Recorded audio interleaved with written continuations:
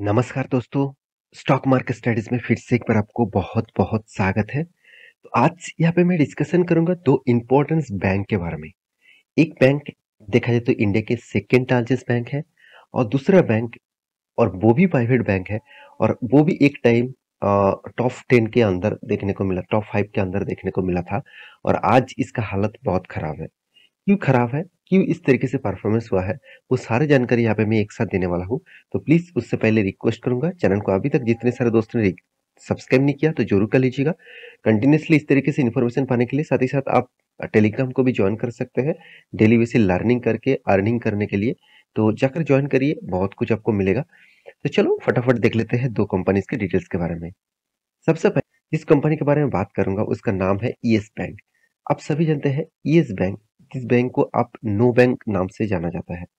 अगर इस कंपनी का परफॉर्मेंस कोविड के बाद देखेंगे तो कोविड में इस कंपनी का जो हालत था, कोविड में इस कंपनी का जो सिनेरियो था, अगर मैं 1 वीक का चार्ट पैटर्न कर दूं तभी आपको और भी क्लियर हो जाएगा। हाँ, अब देखिए कोविड के टाइम में इस कंपनी की 5 रुपया 70 पैसे के आसपास कंपनी का प्राइस आ गया था।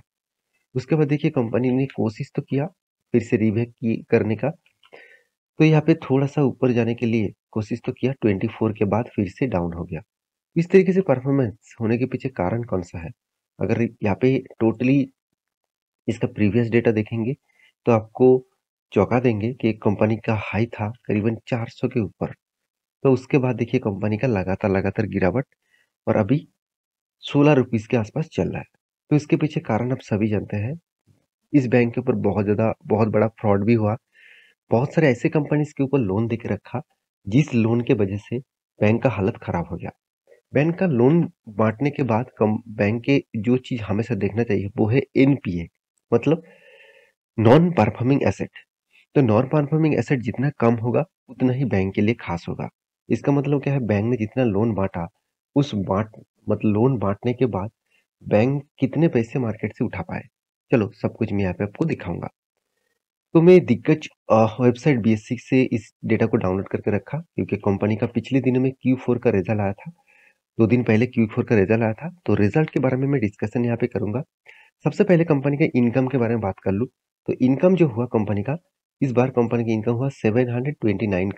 यहाँ पे देखिए ये जो है, सॉरी 700 नहीं, 7,29,850।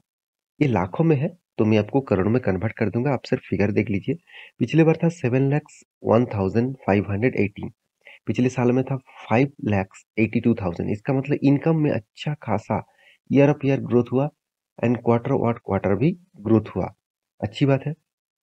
रही बात कंपनी का एक्सपेंस की, टोटल एक्सपेंडिचर के बारे में बात करूं, आप देखेंगे कंपनी का एक्सपेंडिचर यहाँ पे 6,40,000। पिछले बार था 6,10,000। पिछले साल में था 5,05,000। इसका मतलब यहाँ पे भी देखिए कुछ चेंजिंग देखने को मिला। अभी रही बात कंपनी का प्रोविजन का, तो कंपनी का प्रोविजन क्या बता रहा है, आप ध्यान से देखिएगा इस चीज को।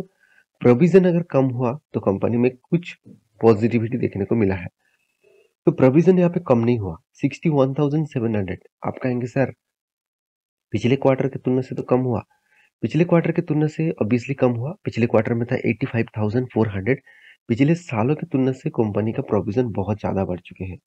3 गुने से भी ज्यादा यहाँ पे सॉरी 2 गुना से भी ज्यादा प्रोविजन यहाँ पे बढ़ चुके हैं। तो रही बात कंपनी का टोटल प्रॉफिट एंड लॉस की, तो प्रॉफिट एंड लॉस की बात करूं तो नेट प्रॉफिट के बारे में बात करूं तो कंपनी का जो यहाँ पे प्रॉफिट सामने आया वो बहुत शानदार देखने को मिला। और वो प्रॉफिट पिछले क्वार्टर की तुलना से बहुत शानदार है, मगर पिछले सालों की तुलना से बहुत खराब है। ये कंपनी का प्रॉफिट मार्जिन जो है वो डाउन हो चुके हैं। प्रॉफिट तो किया मगर प्रॉफिट मार्जिन डाउन हो गया। तो कंपनी इस बार कितना प्रॉफिट किया, अगर ध्यान से देखेंगे तो कंपनी का जो प्रॉफिट हुआ 202 करोड़ के आसपास।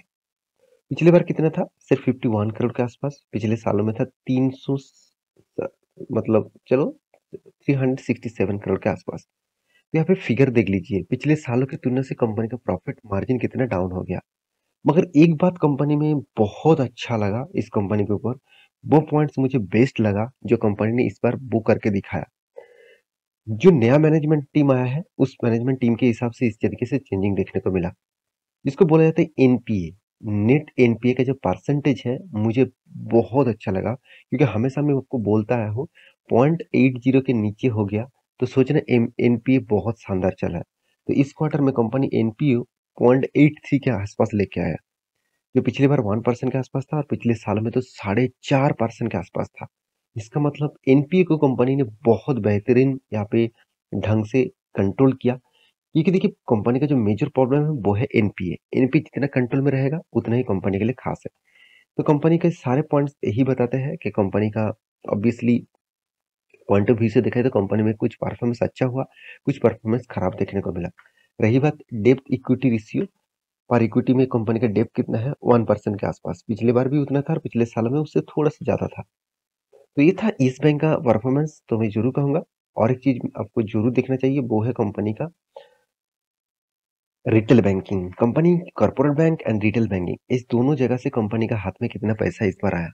देखिए दोनों जगह पे देखा जाए तो कंपनी का पैसा पिछले बार की तुलना से कॉर्पोरेट बैंक से कम आया और पिछले सालों की तुलना से ज्यादा आया, मगर रिटेल बैंक से कंपनी धमाका जैसा परफॉर्मेंस किया। रिटेल बैंक से कंपनी का जो अर्निंग आया वो अच्छा खासा देखने को मिला, 3,21,000। तो पिछले बार 2,88,000 के आसपास था और पिछले साल में 2,22,000 के आसपास था।